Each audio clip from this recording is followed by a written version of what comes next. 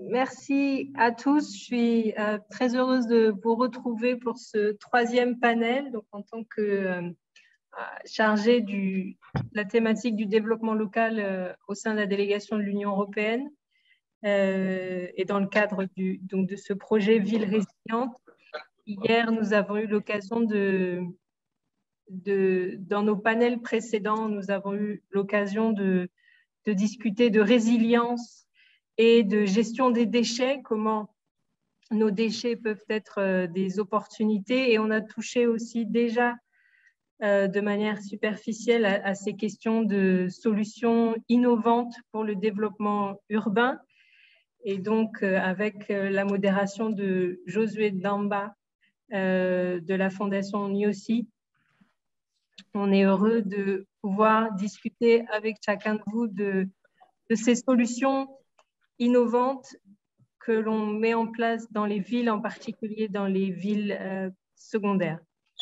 Donc, je vais vous écouter avec grand intérêt. Merci à tous de votre présence.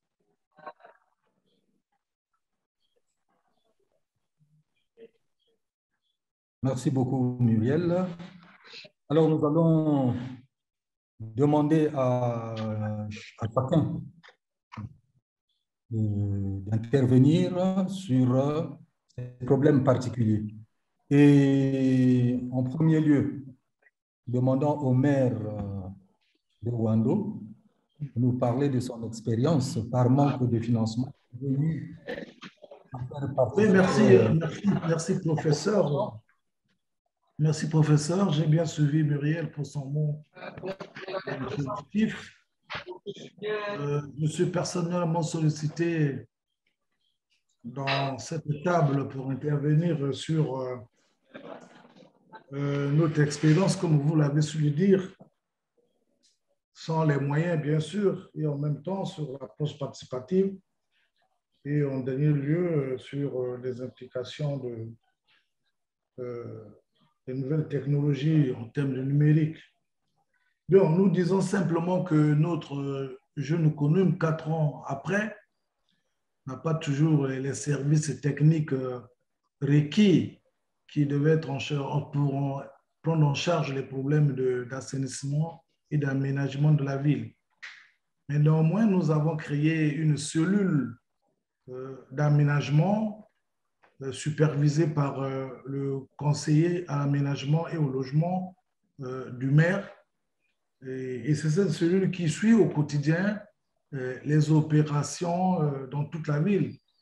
Et voilà un peu ce qui concerne notre organisation, ce qui concerne bien sûr le fonctionnement des services municipaux et que nous n'avons pas encore des ressources nécessaires pour les mettre en place. Donc, il y a effectivement cette cellule qui évolue, qui suit les opérations de la ville.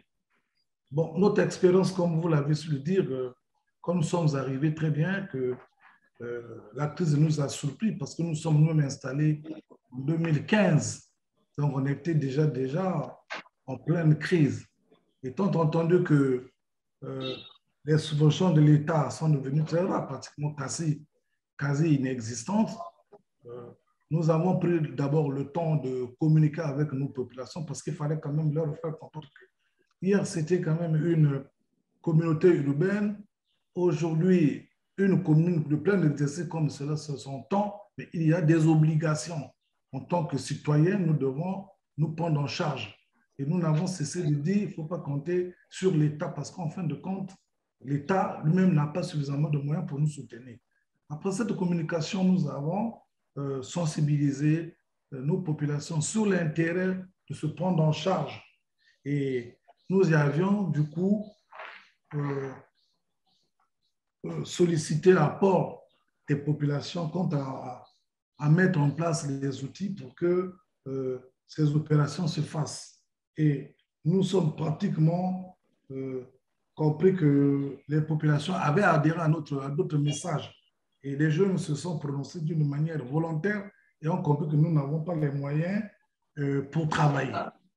Et ces jeunes se sont mobilisés autour de la mairie et vous savez très bien que nous avons imaginé des solutions simples pour faire face à certains besoins, en particulier la salubrité publique, car nous pensons nous continuons que c'est la visibilité et l'attractivité que nous avons besoin dans notre commune. Et c'est en raison de cela qu'en 2018, nous avons pris une circulaire que nous avons créé une opération, ce que nous avons appelé Commune Tchétché, au Ouando Ville propre. Et cela, ça avait trouvé l'adhésion de tous les acteurs que nous avons appelés acteurs clés. Les églises, les boutiques, les commerçants, les femmes de marché. Et nous avons pensé que cette opération devait avoir lieu à la fin de chaque mois, de 7h à 10h. Tous les commerces et les activités commerciales sont arrêtés. Et après 10h, tout reprend. Et nous avons compris que les gens avaient adhéré et nous avons eu suffisamment d'écho et toutes les femmes se sont griffées autour de cette opération, la dynamique des femmes de locaux, la dynamique des femmes de Mozart, les groupes Etove et d'autres sont organisés à curer les caniveaux, par contre d'autres pour le balayage. Et ce que nous avons fait, nous avons pu doter effectivement en matériel aratoire ces groupes organisés. Et voilà tout ce que nous avons pu faire.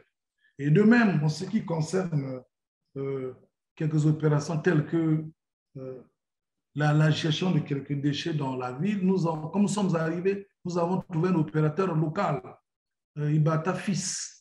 En raison aussi de l'absence des moyens, nous avons dû suspendre le contrat avec Ibata Fils. Nous avons organisé nos services propres au niveau de la mairie pour pouvoir aller effectivement prendre les ordures au niveau du marché et envoyer vers la petite décharge publique.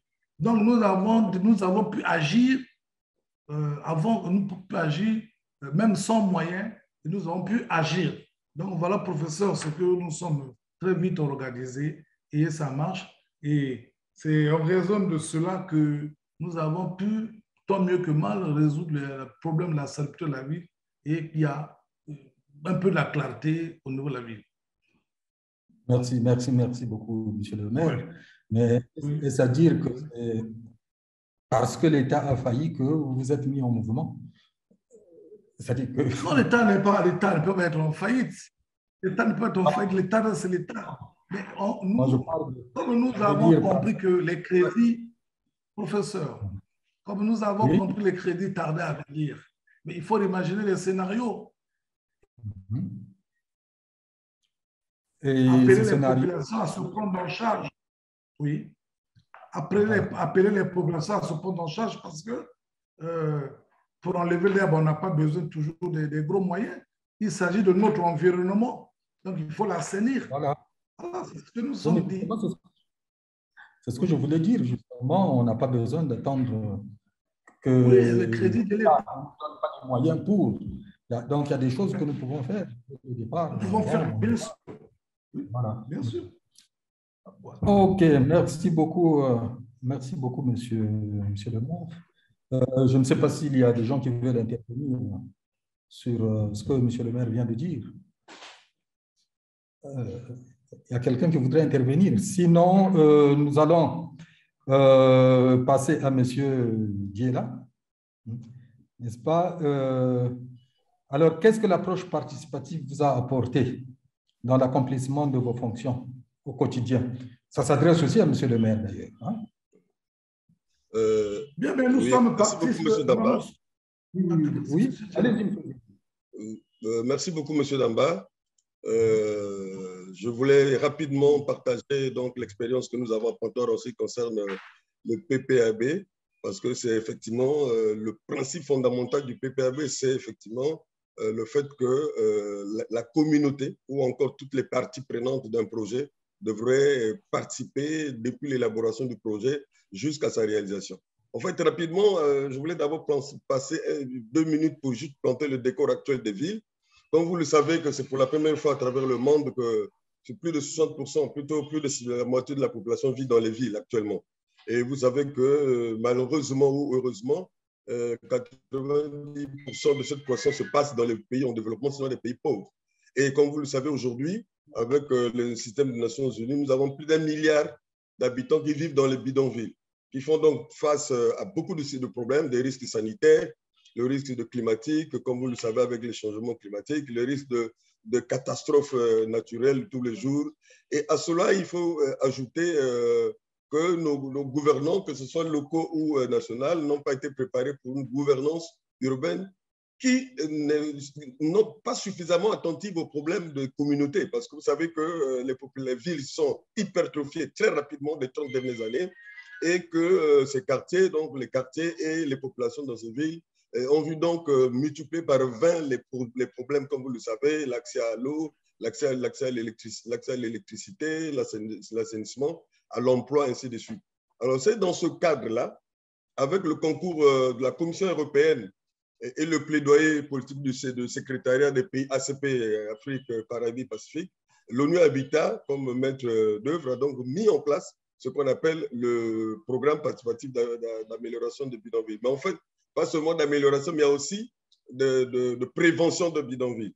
Parce que ce n'est pas la peine de gérer un problème aujourd'hui pour que demain il revienne. Alors, l'objectif principal de ce PAPB, c'est, comme vous le savez, par rapport aux 17 ODD de l'ONU, nous avons donc le point 11, le point 11.1 qui dit que d'ici 2030, il faut assurer à chacun un logement, un logement adéquat, des services de base tels que notamment l'eau, l'électricité, et surtout assainir les taudis, parce que vous savez que les taudis rendent nos quartiers très vulnérables et surtout les populations très vulnérables à toutes les catastrophes qui arrivent. Alors donc, en ce qui concerne la ville de Pointe-Noire, c'est donc dans les années 2008. D'ailleurs, il y avait 3 villes qui avaient été sollicitées pour faire partie de ce projet, Brazzaville, Pointe-Noire et Ouando. Non, plutôt Ouesso, excusez-moi. La ville de Pointe-Noire est la seule ville qui a pu accéder à ce programme grâce à l'élaboration d'un profil urbain. Nous appelons un profil urbain de la ville de Pointe-Noire. C'était la première phase de l'autre de PAPV, où nous avons sollicité les populations pour qu'ils posent leurs problèmes. Non seulement poser les problèmes, mais regarder aussi ensemble avec eux quelles sont les solutions adéquates à donner. Parce que cette approche participative se base sur le fait que certains projets qui avaient été montés avant dans des bureaux d'études à l'étranger, que ce soit à l'étranger, que ce soit ici, sont pour autant associés. Les parties, associer la communauté bénéficiaire faisait effectivement que tous ces projets faisaient faillite en route. Parce que simplement, d'abord, les populations ne se retrouvaient pas dans ces projets. Et lorsque les projets avaient été montés, généralement, les objectifs n'étaient pas atteints.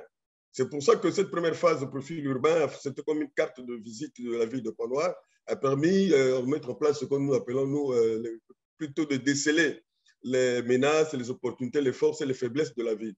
Dans la deuxième phase, qui était la phase la plus importante, là, on a défini clairement déjà quels sont les 2 quartiers pilotes que nous avons voulu faire rentrer des projets transformateurs et surtout des projets novateurs pour changer la vie, améliorer la vie des populations dans ces quartiers. Nous avons donc effectué une analyse de la situation de ces 2 quartiers.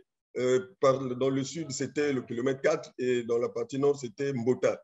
Donc, 2 quartiers choisis comme quartiers pilotes dans lesquels nous avons fait donc d'abord, la situation de ces quartiers, donc une analyse situationnelle. Nous avons aussi fait un peu la revue des politiques et règlements dont le Congo possède en ce qui concerne l'amélioration des bidonvilles. Nous avons aussi regardé les stratégies d'amélioration des bidonvilles. Aujourd'hui le Congo, à quelle base aussi en dehors de PAPB. Nous avons par exemple mis en exergue tous les projets financés par l'AFD, par exemple, là, nous avons aussi le DUCAP pour lequel nous avons fait une grande synergie entre les 2 projets. Nous avons aussi la municipalisation qui a apporté quand même beaucoup d'infrastructures dans nos villes. Donc, ça, c'est à cela, le PAPB donc, devrait faire comme une synergie par rapport à ça pour que les projets aillent de l'avant. Une fois que toute cette analyse a été faite, nous avons aussi fait une analyse de la stratégie, comment mobiliser les ressources, parce que le point clé de tout ça, comme venait de dire monsieur le maire, vous avez les bons projets, vous avez des bonnes idées novatrices, vous avez des projets transformateurs, mais si vous n'avez pas de l'argent, aujourd'hui, donc, nous avons d'emblée les financements de la Commission européenne à travers le secrétariat ACP et l'ONU Habitat. Je rappelle que l'ONU Habitat, c'est l'organe des Nations Unies chargé de s'occuper des établissements humains, donc qui est en train de piloter le PAPB au Congo à travers Pointe-Noire.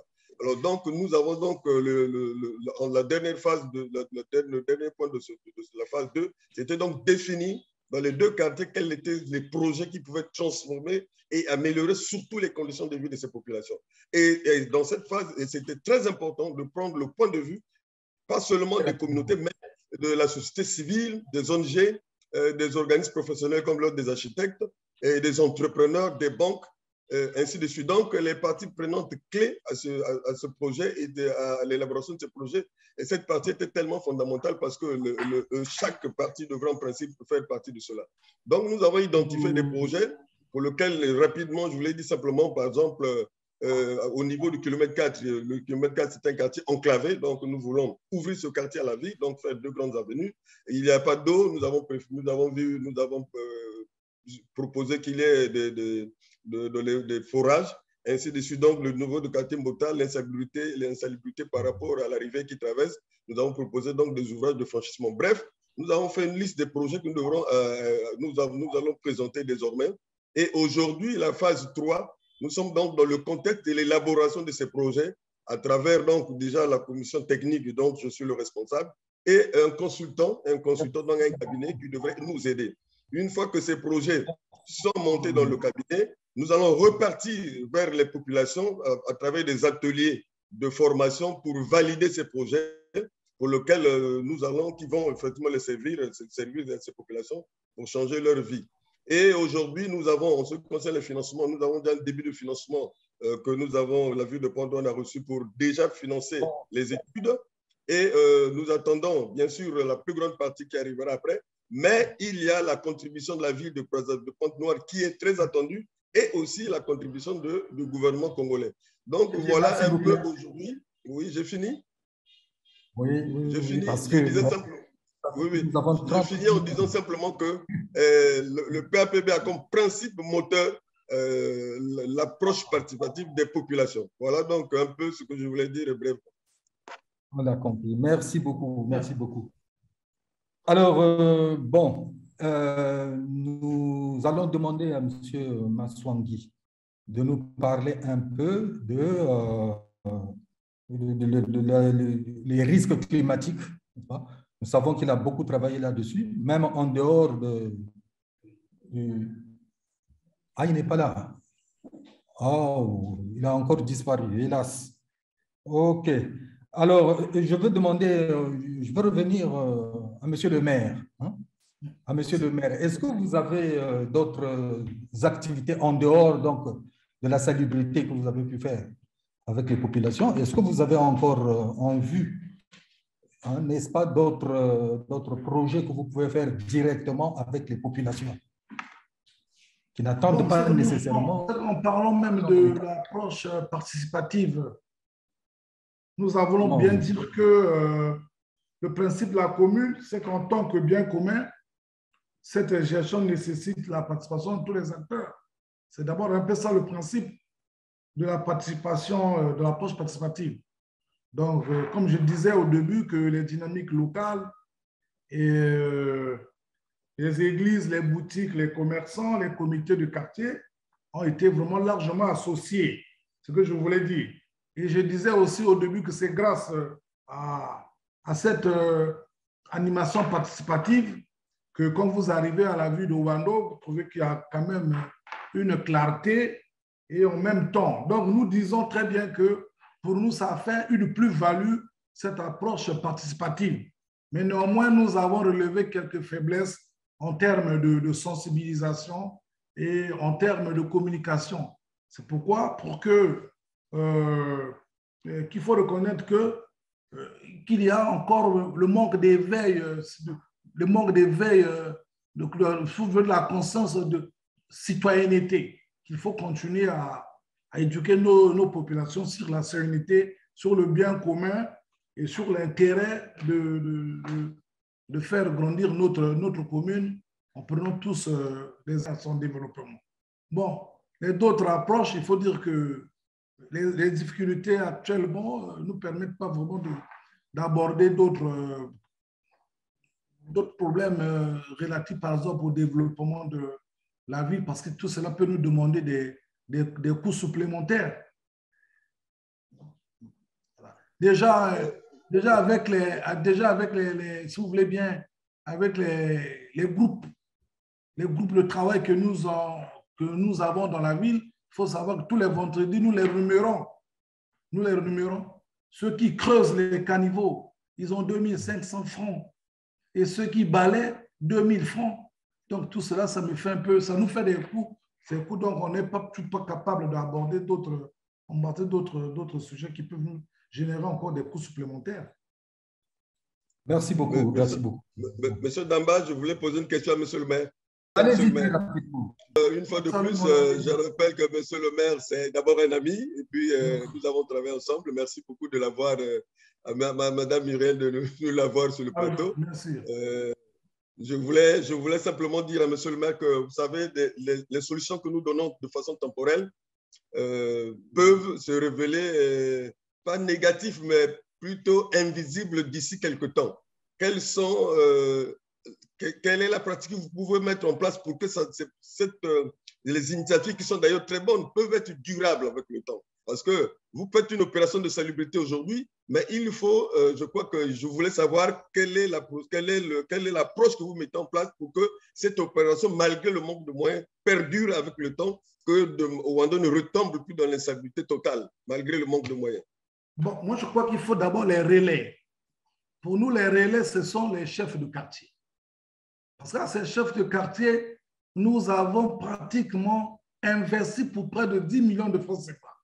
Nous avons doté tous les quartiers du matériel aératoire.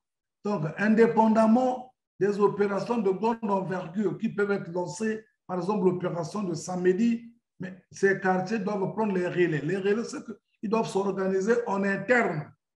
Puis ils travaillent ils doivent travailler en interne. Ils travaillent en interne au niveau des quartiers. Ils s'organisent au niveau des quartiers parce que l'opération de samedi, il y a les affectations. C'est-à-dire la cellule d'aménagement affecte les sites au groupement. On vous dit, bon, tel groupe, vous allez travailler dans tel site. Tel groupe, vous allez travailler dans tel endroit. Mais au niveau des quartiers, il y a ces relais que les chefs de quartier organisent en interne leur opération indépendamment des opérations de communes propres. Parce qu'en fait, c'est d'abord avant tout l'affaire des quartiers. Merci beaucoup, monsieur le maire. Oui. Mais maintenant, vous êtes donc dans un projet, n'est-ce pas, des villes résilientes. Des villes résilientes, bien sûr. Alors, quel relais vous faites avec cette notion de résilience? Bon, moi, je crois que la solution des villes résilientes, je crois que ça viendra compléter déjà le dispositif qui est en place. Parce qu'en fin de compte, le projet viendra renforcer, je disais bien, peuvent renforcer nos capacités internes en apportant des solutions plus ou moins modernes. Parce qu'hier encore, nous étions en train de discuter sur les modalités, sur l'approche. Si demain le projet peut doter l'opérateur ou la mairie d'un moyen roulant, si demain le projet peut doter la mairie des équipements, je crois que ça peut de moins en moins résoudre le problème de la main-d'œuvre et aussi intensifier les opérations de grande envergure. Merci beaucoup, merci beaucoup. Alors, nous allons passer à un autre aspect maintenant, c'est l'utilisation de l'outil numérique.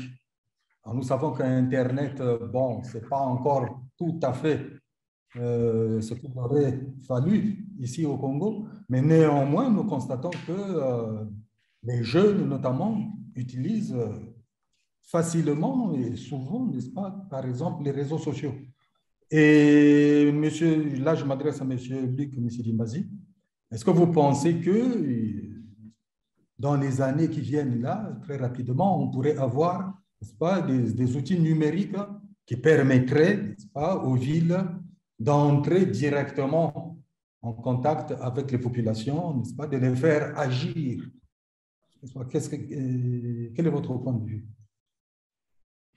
Merci bien de me faire participer à ce beau panel où je découvre en fait les bienfaits de ce qui se passe comme projet en termes d'urbanisation, il faut partir aussi de choses qui existent. En fait, aujourd'hui, on parle de numérisation, mais il y a quand même, j'aimerais bien que les villes profitent aussi de ce que nous avons de très bien en Afrique, c'est la couverture de téléphonie mobile.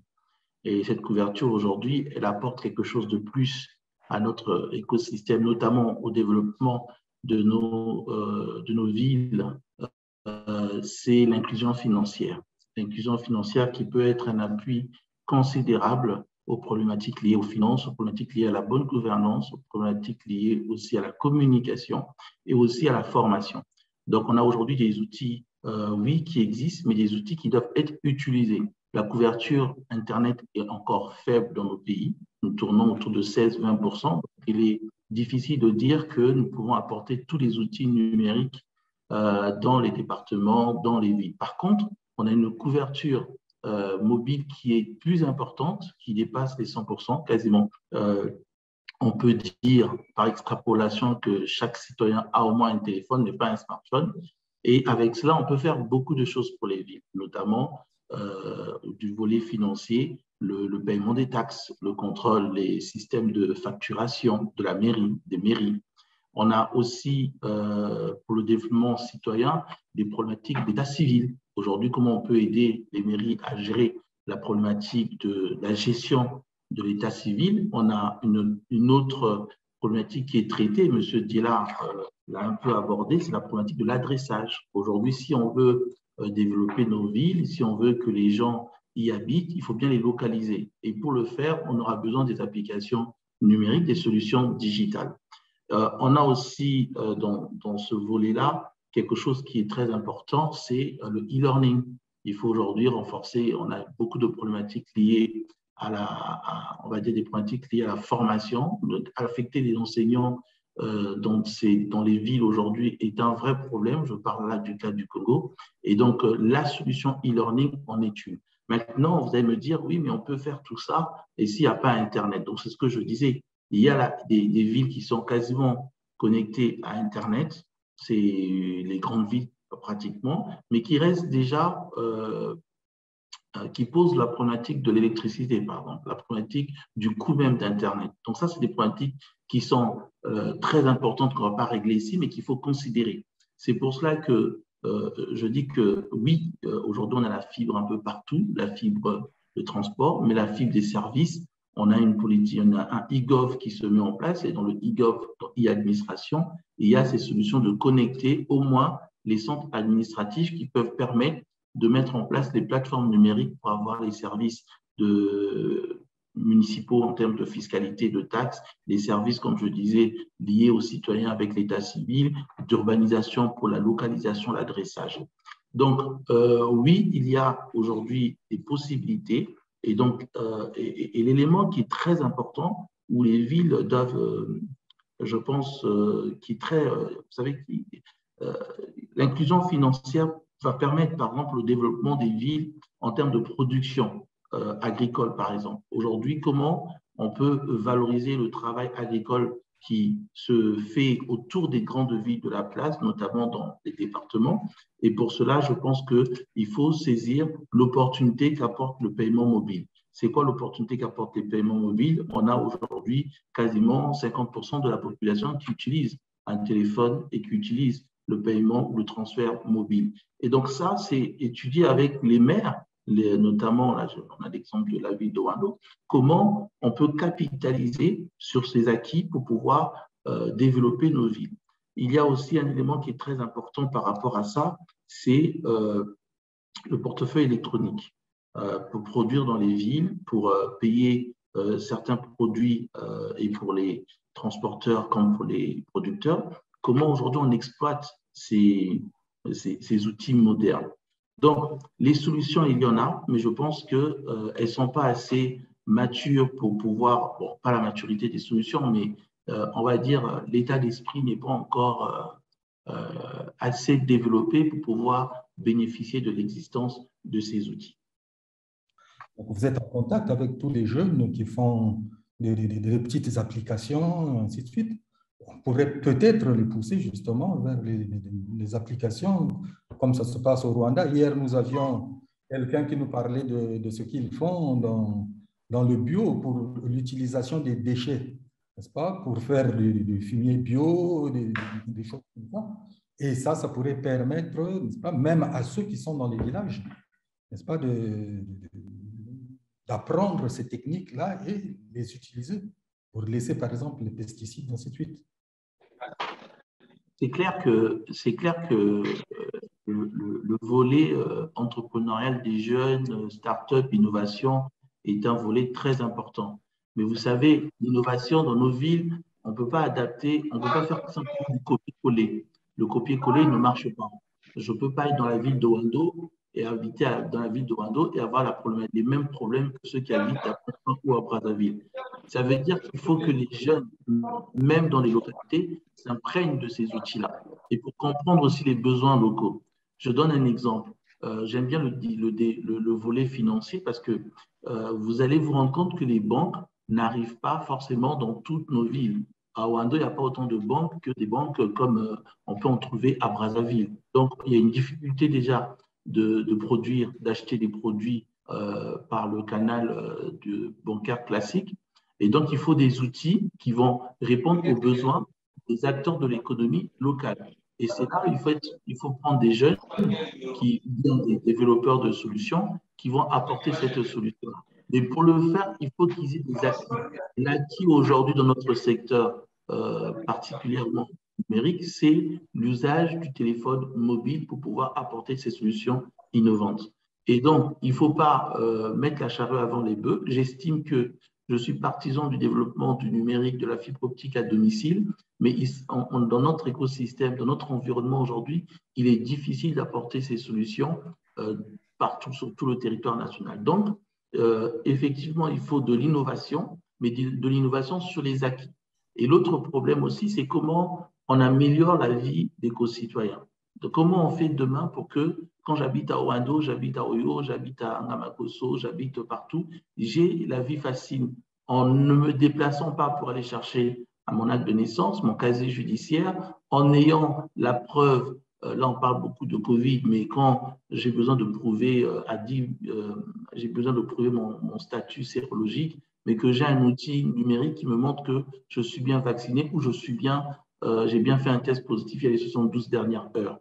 Pour le faire, effectivement, il faut qu'on utilise à bon escient l'outil que nous avons et que nous utilisons tous, qui est le téléphone mobile. Donc, oui, il y a des solutions innovantes, mais elles doivent systématiquement s'appuyer sur ce qui est déjà acquis. Et la chose la plus importante que nous avons, c'est la formation qu'on doit mettre en place, Et vous voyez bien qu'aujourd'hui, les centres de formation sont localisés dans les grandes villes. Alors que, je vous donne un exemple et je terminerai par là, il y a 2-3 ans, je me suis retrouvé à CBT pour faire une formation sur l'informatique. Et on avait choisi uniquement les gens de la terminale, parce qu'on s'était dit que c'était le dernier niveau de formation qu'on avait dans ce département de la Lécoumou. Et figurez-vous qu'on n'avait même pas 30 personnes. Par contre, quand 2 jours après, le lendemain, quand les gens ont appris qu'il y avait cette formation, on a eu une centaine de personnes. On s'est posé la question de savoir comment il y a cette variation en moins de 24 heures. Ben, figurez-vous que les gens qui avaient obtenu le bac 2-3 ans avant ne savaient pas aller poursuivre leurs études à Brazzaville et étaient en train de vaquer parce qu'ils n'avaient pas de centre de formation. Ils étaient près d'une centaine.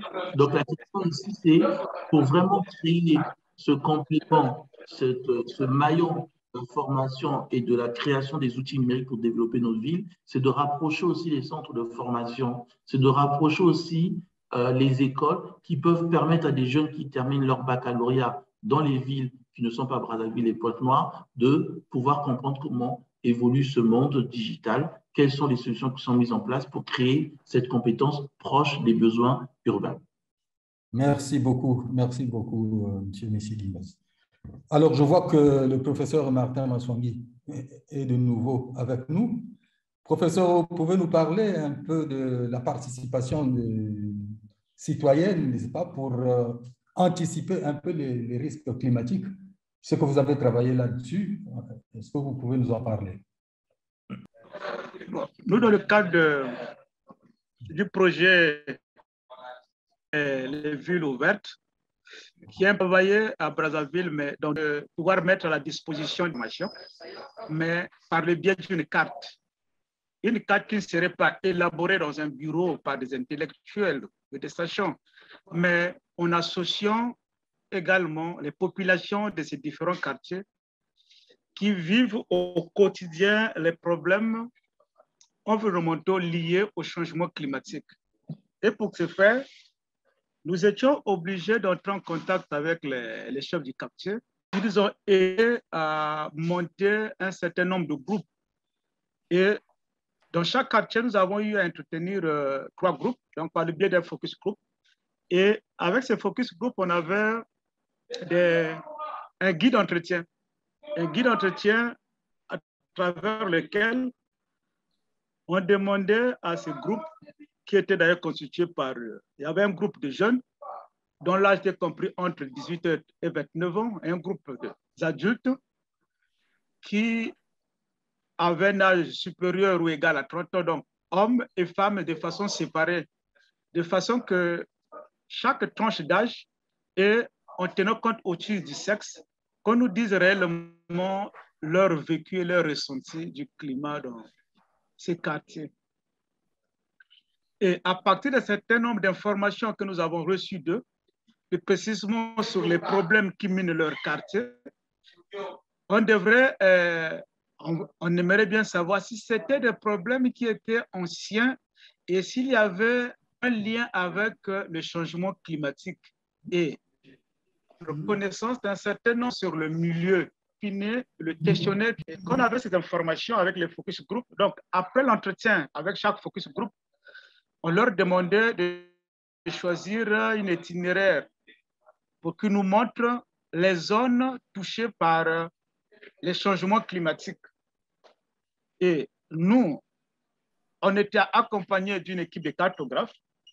Et à part ces cartes, on notait ce lieu, puisque dans ces cartes, il y avait les rues, les avenues, les noms des rues. Et quand on arrivait dans l'endroit précis, l'endroit vulnérable, on mettait des signes pour montrer qu'en ce lieu, il y a soit un problème d'inondation, en ce lieu, il y a par exemple un problème de stagnation d'eau, ici par exemple, il y a un problème d'érosion, ici par exemple, il y a un problème de collecteurs naturels bouchés. Et ces informations par la suite, qu'est-ce que nous avons fait? Une fois placées sur la carte, il fallait les raffiner. En ce moment-là, nous avons fait ce qu'on appelle des interviews directes. Nous avons envoyé par la suite une équipe des étudiants dont allait enquêter dans le lieu précis où il y avait des problèmes liés au changement climatique. Ils devraient nous donner des informations beaucoup plus détaillées sur ces problèmes et aussi sur les stratégies d'adaptation. Qu'est-ce qu'ils ont mis en place pour s'adapter? Est-ce que ces stratégies répondaient par rapport à l'ampleur des phénomènes qu'ils vivaient? Et qu'est-ce qu'ils pensaient que l'État ou encore les organisations intergouvernementales ou encore certains organismes pouvaient faire pour que ces quartiers deviennent résilients vis-à-vis des changements climatiques? Et une fois toutes ces informations reçues, en ce moment-là, on avait l'équipe de cartographes qui devrait utiliser un outil qu'ils appellent par les Open Maps Street, donc qui logeait ces informations directement en ligne. Et ce que nous a manqué, c'était notre outil sur les mapularies, parce que le mapulary, au moins, vous permet, dès que vous filmez le phénomène, vous l'envoyez directement en ligne. Et voilà, donc, à partir de focus group, des marches exploratoires et des interviews directes, nous avons reçu un certain nombre d'informations, aussi bien sur les stratégies d'adaptation, sur les problèmes rencontrés et les zones vulnérables que nous avons placées sur les cartes et les cartes qui sont en ligne actuellement. Voilà l'expérience qu'on a eue sur la cartographie participative pour mettre à la disposition des décideurs un certain nombre d'informations, aussi bien sur les problèmes, les zones vulnérables et les stratégies d'adaptation mises en place et certaines suggestions faites par les populations. Merci beaucoup, professeur. Il y aura encore beaucoup de choses à dire. Je sais que vous avez travaillé, par exemple, dans la Bouenza avec les villageois, les paysans. Oui, dans leur calendrier agricole, et comment ils sont perturbés avec justement ce phénomène de changement climatique. Mais malheureusement, nous n'avons pas le temps d'évoquer tout ceci. Nous avons déjà dépassé de 10 minutes le temps qui nous était réservé et nous sommes obligés d'arrêter là. Je vais demander à Muriel de reprendre la parole pour conclure. Très bien. Merci à tous. C'est vrai que ce format de 30 minutes peut parfois être un peu frustrant, mais c'est pour lancer le débat. On a le projet Ville résiliente démarre. Donc, on a maintenant au moins 4 ans pour continuer à discuter de ces sujets et surtout pour voir et appliquer des solutions et voir les résultats et tirer des leçons. En appliquant dans la mesure du possible ces solutions innovantes, à la fois sur le côté participatif et sur le côté du numérique. Je note surtout le projet Ville ouverte qui mène en fait les deux, qui allie le fait qu'on demande les inputs aux gens qui vivent au quotidien dans le quartier les problèmes. On allie ça à des solutions numériques simples, un peu d'imagerie et puis une solution simple en ligne d'accès libre. Donc, on ne parle pas là de logiciels spécifiques, coûteux, etc. C'est une simple mise en ligne et un accès libre. Les données, je pense, de ce projet sont accessibles à tout un chacun. C'est le principe aussi de ce OpenStreetMap qui a été évoqué déjà dans le panel numéro 1. Donc, voilà, ce sont des outils. Et comme l'a dit M. Sidi Mbazi, des outils simples sont basés sur l'existant et on peut innover à partir de l'existant. Déjà, avec ce qu'on a, on peut faire des choses. Et là, ça fait le lien avec le panel qui va suivre sur l'éco-citoyenneté. Parce qu'à la fois, on dit qu'il y a des populations qui sont impliquées, qui s'impliquent, et qui sont concernés, et à la fois quand même un gap dans la sensibilisation et la formation. Donc, on va continuer à discuter de ça dans le panel numéro 4. Merci à tous. Merci, messieurs.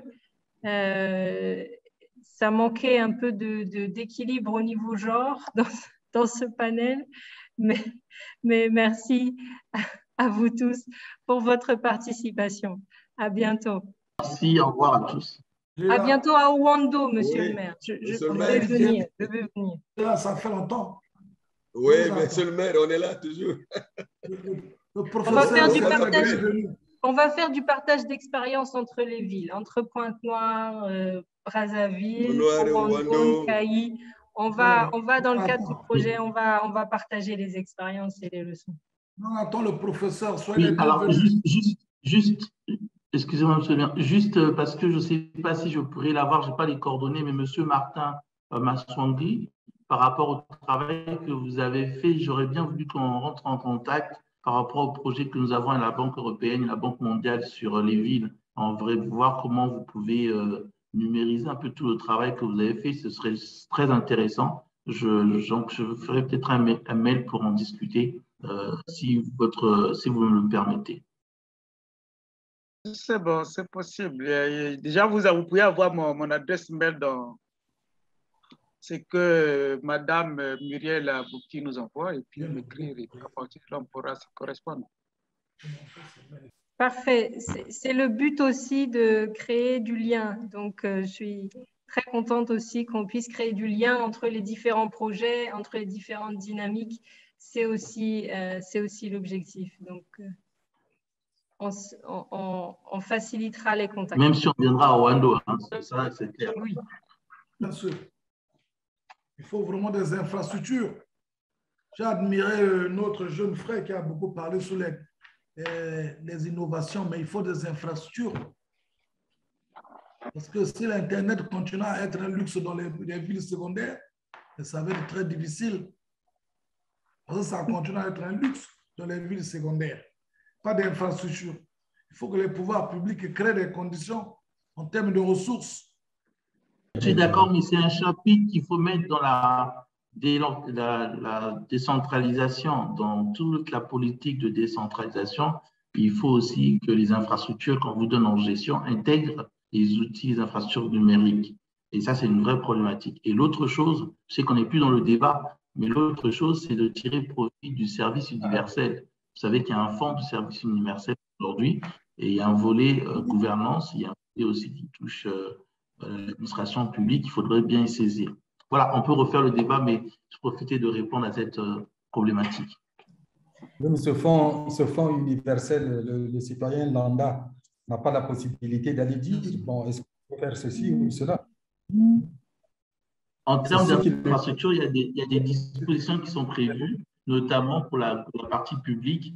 Et je pense que ce débat nous donne des idées à écouter. Moi, ce que j'ai écouté, ça donne des idées à pouvoir mettre à la disposition des gestionnaires du fonds les problématiques que peuvent rencontrer les villes, notamment dans leur développement urbain en termes de résilience aussi. J'ai pris ça en compte pour… si on peut avoir même les enregistrements, j'enverrai à qui de droit. Mais c'est deux points qu'on va prendre en compte, la cartographie qui est mise en place et les besoins de rapprocher les infrastructures aux administrations locales. Et d'où l'importance de mettre ce volet dans le chapitre décentralisation, qui est une grosse, c'est un gros projet du gouvernement. Donc, effectivement, là, c'est des points qu'il ne faut pas oublier.